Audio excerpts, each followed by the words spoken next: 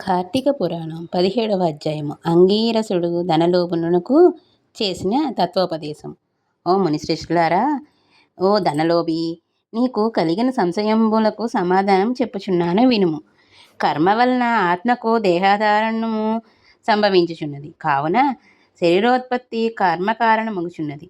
శరీరధారణం వలనే ఆత్మ కర్మను చేయుచు ఉన్నది కనుక కర్మ చేయుటయే శరీరము కారణమగుచున్నది. స్థూల సూక్ష్మ శరీర సంబంధం వలన ఆత్మకు కర్మ సంబంధము కలుగునని తొల్లి పరమేశ్వరుడు పార్వతీదేవికి వివరించెను. దానిని మీకు నేను వివరించుచున్నాను. ఆత్మ అనగా ఈ శరీరమునకు అహంకారముగా ఆవరించి వ్యవహరించుచున్నది అని అంగీకరసుడు చెప్పగా, ఓ మునీంద్ర, నేను ఇంతవరకు ఈ దేహమే ఆత్మని భావించుచుంటిని కనుక ఇంకనూ వివరంగా చెప్పబడిన వ్యాఖ్యాజ్ఞానమునకు పదార్థ జ్ఞానము కారణమగుచుండును. కాన అహం బ్రహ్మ యను వాక్యార్థము గురించి నాకు తెలియజేయండి అని ధనలోభుడు కోరెను. అప్పుడు ధనలోభునితో అంగీరసుడు ఇట్లనియే, ఈ దేహము అంతఃకరణ వృత్తికి సాక్షియే. నేను, నాది అని చెప్పబడు జీవాత్మయే అహము అను శబ్దము. సర్వాంతర్యామి అయి సచ్చిదానంద రూపమైన పరమాత్మ నహ అను శబ్దము ఆత్మకు ఘంటాదుల వలె శరీరమునకు లేదు. ఆ ఆత్మ సచ్చిదానంద స్వరూపము, బుద్ధి సాక్షి, జ్ఞానరూపి. శరీరేంద్రియములను మొదలుగు వాని వ్యాపారమునందు ప్రవర్తింపచేసి వాని కంటే వేరుగా ఉన్నదై ఎల్లప్పుడూ నొకే రీతిన ప్రకాశించుచు నుండున్నదే ఆత్మ అనబడును. నేను అనున్నది శరీరేంద్రియాలలో ఒకటి కాదని తెలుసుకొనుము. ఆ దేహేంద్రియాదులనన్నిటినీ ఏది ప్రకాశింపచేయునో అదియే నేను అని నిశ్చయము. అందుచేత అస్థిరములగు శరీరేంద్రియాల కూడా నామరూపంబులతో నుండి నశించునవియేగాక ఇట్టి దేహమునకు జాగ్రత్త స్వప్న సుషుప్త వ్యవస్థలు స్థూల సూక్ష్మ కార శరీరంబులను మూడింటిను నేను నాది అని వ్యవహరించేదే ఆత్మయని గ్రహించుకొనుము. ఇనుము సూదంటి రాయిని అంటి పెట్టుకుని తిరుగునట్లు శరీర ఇంద్రియాలను దేనిని ఆశ్రయించి తిరుగుచుండునో అదే ఆత్మ.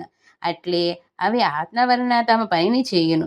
నిద్రలో శరీరేంద్రియాలు సంబంధము లేక గాఢ నిద్రపోయి మేలుకొన్న తర్వాత నేను సుఖనిద్రపోతిని, సుఖంగా ఉంది అనుకున్నది ఆత్మ. దీపము గాజుబుడ్డిలో ఉండి ఆ గాజును ప్రకాశింపచేయునట్లే ఆత్మ కూడా దేహేంద్రియాలని ప్రకాశింపచేయుచున్నది. ఆత్మ పరమాత్మ స్వరూపమగుట వలన దానికి దారాపుత్రాదులు ఇష్టమగుచున్నారు. అట్టి విశేష ప్రేమాస్పదమగు వస్తువేదో అదియే పరమాత్మని గ్రహింపుము. తత్వమసి మొదలైన వాక్యములందరి త్వం అను పదమునకు కించిత్ జ్వత్వాది విశిష్టమందు జీవాత్మయ అర్థం.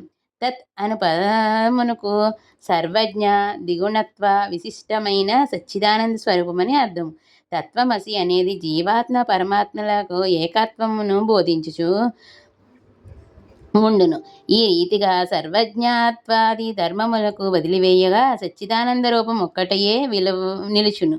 అది ఏ ఆత్మదేహ లక్షణము. ఉండుట, జన్మించుట, పెరుగుట, క్షీణించుట, చచ్చుట మొదలగు 6 భాగములు శరీరమునికే గాని ఆత్మకు లేవు. జ్ఞానానంద స్వరూపమే పూర్ణత్వము గలది. వేదములలో దేనికి సర్వజ్ఞత్వము, ఉపదేశము, సంపూర్ణత్వము నిరూపించబడి ఉన్నవో అది ఏ ఆత్మ. ఒక కుండను చూచి అది మట్టితో చేసినదేనని ఏ విధముగా గ్రహింతుమో అటులనే ఒక దేహాంతర్యామియగు జీవాత్మ పరమాత్మ అని తెలుసుకొనుము.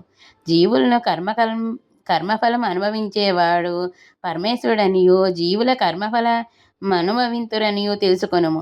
అందువలన మానవుడు గుణసంపత్తు గలవాడై గురు శుశ్రూష నొసర్చి సంసార సంబంధముగా ఆశలన్నీ విడచి విముక్తి నొందవలెను. మంచి పనులను తలచిన చిత్తశుద్ధియు దాని వలన భక్తి జ్ఞాన వైరాగ్యములు కలిగి ముక్తి పొందును.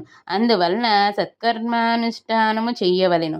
మంచి పనులు చేసిన గాని ముక్తి లభించును అని అంగీరసుడు చెప్పగా ధనలోభుడు నమస్కరించి ఇట్లని సప్తశతాధ్యాయ 17వ రోజు పారాయణము సంపూర్ణము.